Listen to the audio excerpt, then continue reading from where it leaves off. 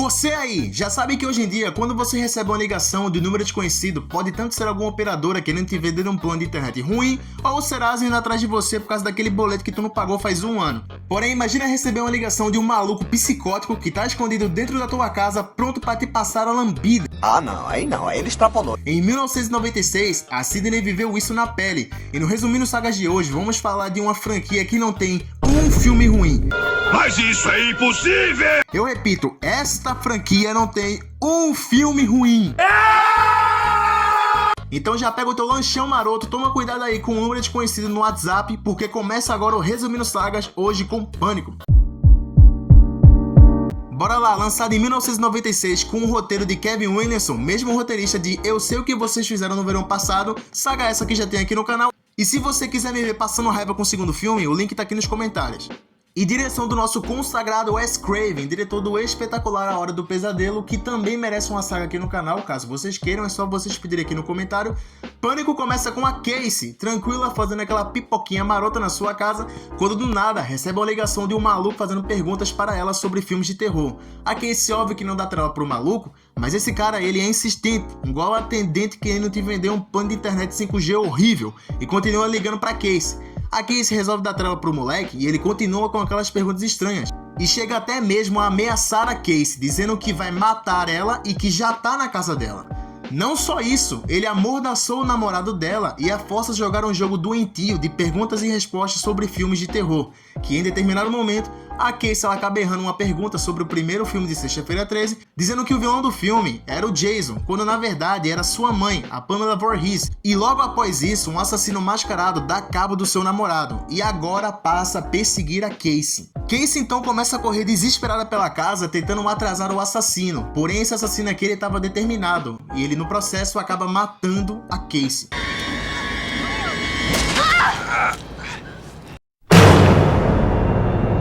E meus amigos, que abertura incrível! Aqui a gente já tem todo o modus operandi do assassino. Aqui parece ser só um ser humano, ele tropeça, ele é forte, mas ele não tem aquela força sobre-humana. Ele tem barreiras, golpes simples conseguem atrasar ele. E ele também tem que correr atrás para alcançar as suas vítimas, o que o acaba deixando cansado e vulnerável. Essa ideia toda é cômica, mas ao mesmo tempo muito boa, porque de fato, qualquer maluco que tu conhece poderia ser o Ghostface. Era só o cara comprar uma fantasia no Mercado Livre, que hoje em dia deve estar custando R$100, e sair por aí com uma lâmina perseguindo todo mundo. É verdade. A morte da Casey repercute na pequena cidade de Woodsboro, e o filme então nos apresenta Sidney Prescott, a nossa protagonista do filme, que teve a mãe morta um ano antes desses acontecimentos, e tá tentando voltar a viver normalmente. Além disso, ele nos apresenta os outros personagens, o namorado da Sidney, o Billy, o melhor amigo dele, o Salsicha do Scooby-Doo, o Randy, o nerd que sabe tudo sobre filmes de terror, o melhor personagem desse filme aqui, diga-se de passagem, e a melhor amiga da Sidney, a Tatum, interpretando a loira burra. E em seguida, a gente é apresentado para uma repórter sensacionalista chamada Gail Weathers, que acusa Sidney de ter identificado o assassino errado e colocado um homem inocente na cadeia com informações falsas, já que novamente aconteceu um crime brutal na cidade com as mesmas características do que ocorreu anteriormente com a mãe dela. A Sidney então resolve ir para a casa da sua amiga Tatum, uma casa que fica no meio do nada, diga-se de passagem, porque norte-americano tem isso, cara. Eles gostam de morar na puta que pariu, longe de tudo, aonde tu não pode pedir ajuda caso alguma coisa ruim venha acontecer com você. E já dentro dessa casa, a Sidney recebe uma ligação estranha e misteriosa, e quando o telefone toca, ela escuta. E aí, Sidney? Você já deixou o like e se inscreveu no canal do Em Resumo é Isso? Puta que pariu! Então, pra evitar que um maluco desconhecido também ligue pra você te ameaçando de morte, eu sugiro que você deixe o like nesse vídeo e se inscreva no canal, cara. O Ghostface, ele aparece na casa e tenta dar cabo da Sidney. Porém, a Sidney aqui ela é formada na escola Ronaldinho Gaúcho de qualidade. Ela dá um drible no Ghostface e acaba escapando dele. O que só ressalta aqui que o Ghostface é só um humano comum, porque aqui ele sente os golpes da Sidney e não tem força para abrir uma porta que tava bloqueada. Porque olha ele lá atrás tentando abrir a porcaria da porta, velho. Tá fudido, filho da puta, quando eu lhe pegar! Você tá fudido! Eu vou lhe pegar, filho de rapariga! O assassino então dá num pé e do mais absoluto nada, o namorado da Sidney aparece lá na casa dela. Suspeito!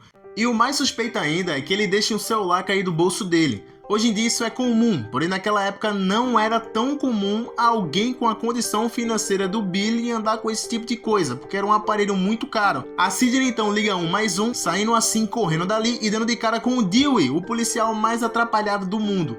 O Billy então é preso, porém mesmo assim a Sidney continua recebendo ligações do assassino, o que dá a entender que o Billy foi preso injustamente. E aí fica aquela dúvida mórbida de quem é o assassino, porque ele pode ser qualquer pessoa ligada a Sidney ou um aleatório qualquer na rua que comprou uma fantasia no Mercado Livre e tá saindo por aí matando todo mundo com a faca.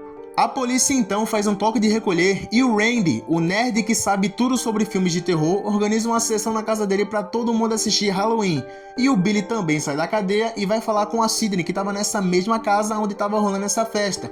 E para se desculpar com ele, eles fazem um bem bom. Sexo! Enquanto isso, nessa mesma casa, o Randy brinca com os clichês dos filmes de terror, dizendo coisas simples como quem faz sexo acaba morrendo e que você nunca deve falar eu volto já quando você for para algum lugar pegar alguma coisa, porque provavelmente você nunca mais vai voltar. Daí o Salsicha levanta, sai dali e diz que volta já.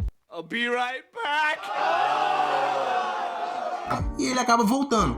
Porém a Tatum resolve pegar alguma coisa na garagem e dá de cara com um Ghostface, que em primeiro momento ela não leva a sério, mas quando ele puxa a faca, ela percebe que a coisa é realmente séria. Eu acho que eu tomei no cu. A Tatum então ela sai dali correndo, consegue derrubar o Ghostface e em um certo ponto ela pode dar cabo dele. Mas o que é que ela faz? Ela é uma burra. Ela deixa o assassino lá, sai correndo e tenta escapar da garagem pela porta do gato.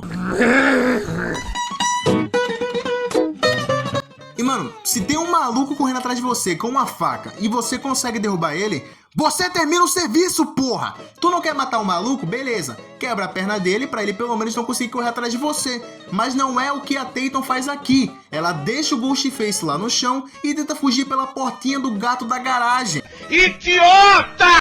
E claro que ela fica presa, o Ghostface acorda, liga a porta automática e a Tatum fica prensada na porta da garagem. Ela morreu de burra aqui, né, velho? Convenhamos. Que tristeza. Depois disso, o assassino sobe e dá cabo do namorado da Sidney após o ato, confirmando a regra do Randy que quem faz sexo morre, e ao mesmo tempo inocentando o Billy de vez. É foda! Sidney então sai dali correndo, desesperada, e vai se abrigar em um trailer, onde a Gale e o cameraman dela estavam, observando a festa do Randy, para caso o assassino chegasse ali eles conseguissem pegar ele em ação. E enquanto isso, o Randy, já sozinho em casa, porque todo mundo que estava lá foi saber do professor que havia sido assassinado pelo Ghostface horas atrás. Ele tá assistindo o Halloween e tá criticando a Laurie Strode e fazendo a mesma coisa que ela tá fazendo em cena. E isso aqui é o suco da metalinguagem, porque além disso, de fundo, a gente tem o Ghostface entrando em cena no mesmo momento e do mesmo jeito que o Michael Myers entra em cena do filme que o Randy estava assistindo. Cinema. Tudo isso está sendo transmitido para a câmera da van que a Sidney e o cameraman estão. Só que essa imagem tem um delay de 40 segundos. E quando a Sidney vai na casa para falar pro Randy sair dali, o Ghostface já tá na van e dá cabo do cara da van. Eu me esqueci o nome desse personagem, então vai ser o cara da van. A Sidney nesse ponto já tá zureta das ideias, sai dali correndo com tudo e ela encontra o Randy e o Salsicha, acusando um ao outro de ser o assassino, lembrando muito aquele meme do Homem-Aranha. A Sidney então fala, vão se fuder, e se tranca na casa. Talvez ela não tenha falado isso, mas é o que ela pensou. Lá na casa, ela descobre que o Billy, ele ainda tá vivo. O cara virou uma peneira, mas ele tá vivo, né? Vai entender. Daí, do nada, o Billy começa a dar aquele sorrisinho maroto, ele dá uma de flash reverso, olha pra Sidney e fala assim, era eu, Sidney, eu era o assassino esse tempo todo. E aí você pergunta, José, por que ele tá fazendo tudo isso? E eu respondo pra você, meu caro amigo, porque o pai dele traiu a mãe dele com a mãe da Sidney, fazendo assim com que a mãe dele ficasse com raiva, fosse embora de casa e ele virasse um órfão de mãe. Quem está louco não fode, velho. E eu sei, isso não faz o menor sentido, mas esse cara aqui é maluco, então vamos só aceitar.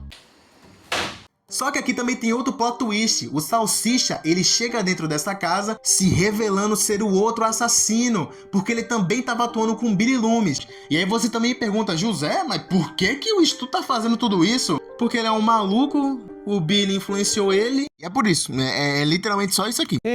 Que merda.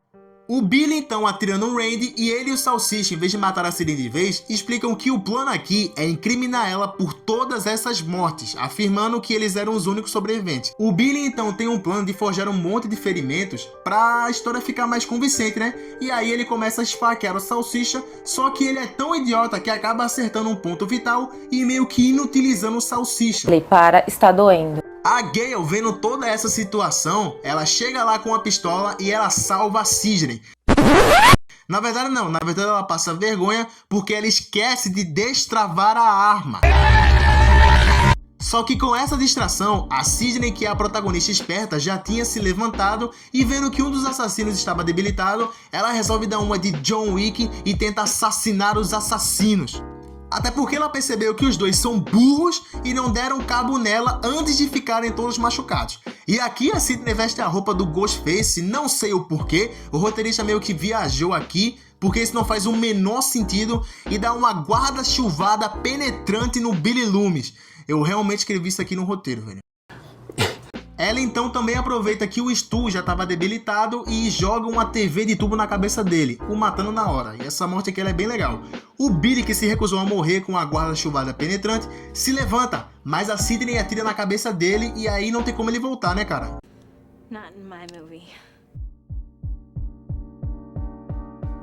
Pânico na época foi muito bem avaliado por crítica e público. Ele é um filme de terror slasher bem diferente e autoconsciente, que traz um assassino com um visual muito memorável e personagens que a gente gosta. Esse filme aqui ele é muito divertido e se diferencia daquela seara dos filmes de assassino, porque ele era uma coisa mais palpável de se acreditar. Afinal, qualquer maluco poderia ser o Ghostface. Ele foi um sucesso nas bilheterias, chegou a ser o filme slasher mais bem avaliado e assistido. E é claro que depois disso tudo, iria ter uma continuação, né? Olá, eu gosto de dinheiro. Lançado um ano após o primeiro filme, Pânico 2 começa com um casal indo assistir a estocada, a facada, a lambida.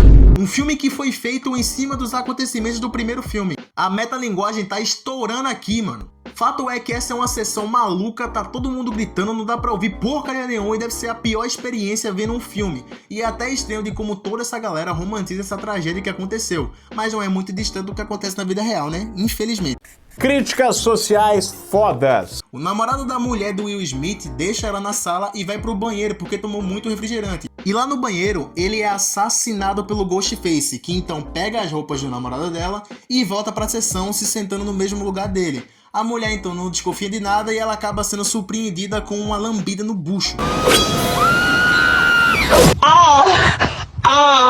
Zé da manga! Ela fica desesperada pedindo ajuda, só que tá uma gritaria do caraca e ninguém consegue escutar ela. Dali ela vai pra frente da tela, começa a pedir ajuda, solta o maior gritão, só que ninguém liga porque tá todo mundo querendo ver um filme, cara. Essa sessão aqui é a sessão mais maluca do mundo. E assim começa Pânico 2. E a cena é boa? Ela é boa, mas ela não é melhor do que a do primeiro filme, né? Convenhamos. É verdade. O filme então corta pra Sidney, que acabou se mudando para uma nova cidade depois dos acontecimentos dos filmes passados. E aqui somos apresentados a um novo grupo de jovens. O Derek, o novo namorado da Sidney, o Mickey, o amigo do namorado da Sidney, a Brenda do Todo Mundo em Pânico, porque esse filme aqui foi lançado na mesma época de Todo Mundo em Pânico e ninguém lembra dessa amiga da Sidney, só da Brenda.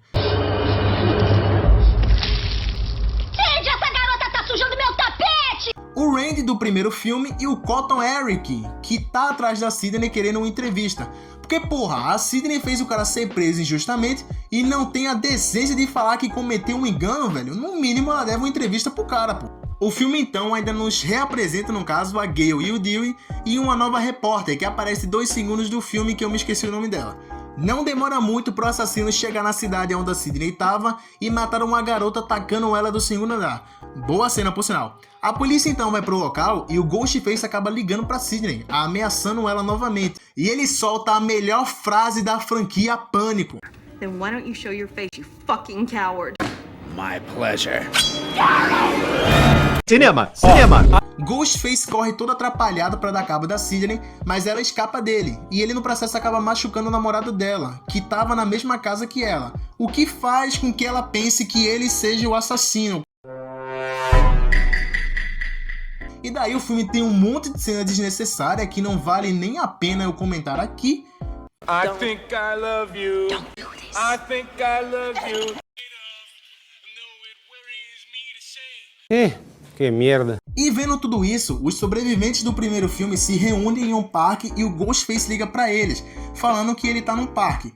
E aí eles tentam encontrar onde o assassino tá e o Randy acaba se separando do grupo, é puxado pra um carro e é assassinado.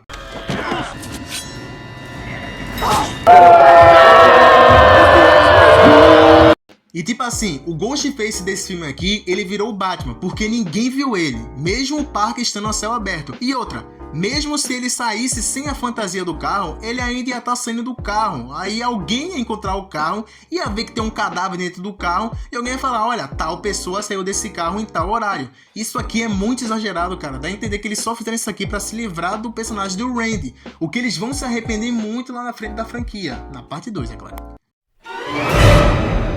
Ghostface então vai atrás da Gale e do Dewey, que estavam pra fritar um bife, até porque dane-se a morte do Randy, um maníaco tá seguindo eles, e o Dewey acaba morrendo, e ele morreu mesmo, hein? Até cuspiu sangue na tela aqui, ó. O Ghostface então, sem perder tempo, corre dali, vai atrás da Sidney e da Brenda, e ele consegue dar cabo de 2 policiais que estavam protegendo elas. Dá uma confusão do caraca e eles acabam batendo o carro junto com o Ghostface. E ao invés de, sei lá, pegar a faca do Ghostface quando ele estava desacordado e terminar o serviço ali, elas resolvem sair do carro. Não!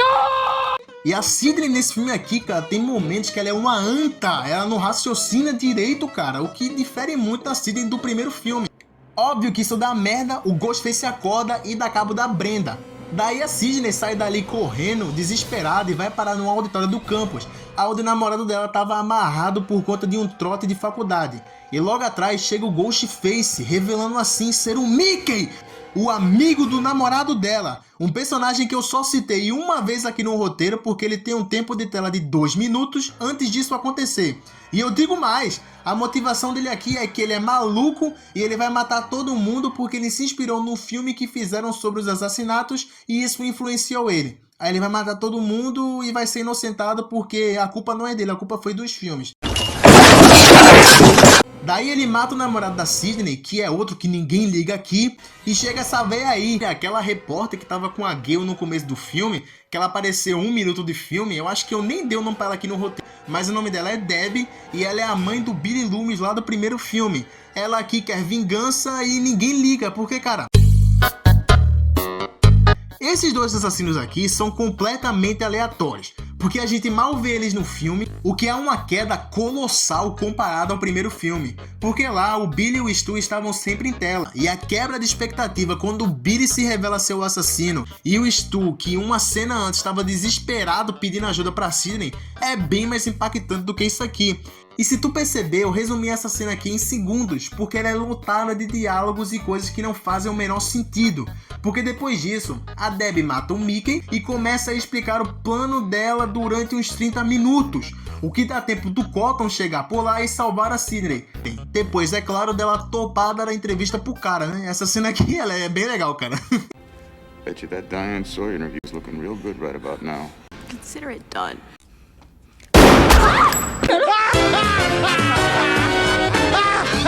Eu vou embora! Mickey volta à vida e cai depois com uma saraivada de tiro. E o Dewey, ele não morre e o filme acaba. Pânico 2 pra mim é bem mais fraco do que o primeiro, apesar de ter boas cenas de morte e o Ghostface ser mais ameaçador do que o anterior. A crítica amou esse filme aqui na época, mas o público pensou a mesma coisa que eu. Essa revelação de assassino é muito fraca e esse filme aqui tem cenas completamente desnecessárias, que só estão aqui pra encher linguiça. Não é um filme ruim, ele ainda assim tá acima da maioria dos filmes de assassino que tu já viu por aí, mas comparado ao primeiro, que é um nota 9, esse aqui ele cai pra 7,5. Mas como eu disse, ele ainda continua com nota azul e próxima semana a gente vai falar sobre o 3º e 4º filme e eu digo mais, um desses 2 aí é considerado melhor que o primeiro por muita gente. Então galera, em resumo é isso, deixa o like no canal e se inscreve. Não se esquece de conferir as outras sagas que a gente tem por aqui, como Saga Premonição e Eu Sei O Que Vocês Fizeram no Verão Passado, O Pânico Ruim. E também o nosso outro quadro, resumindo filmes bons. O último episódio foi de Corrente do Mal. Confere lá que tá muito legal, cara. Dito isso, pessoal, um forte abraço e muito obrigado a todo mundo que tá por aqui.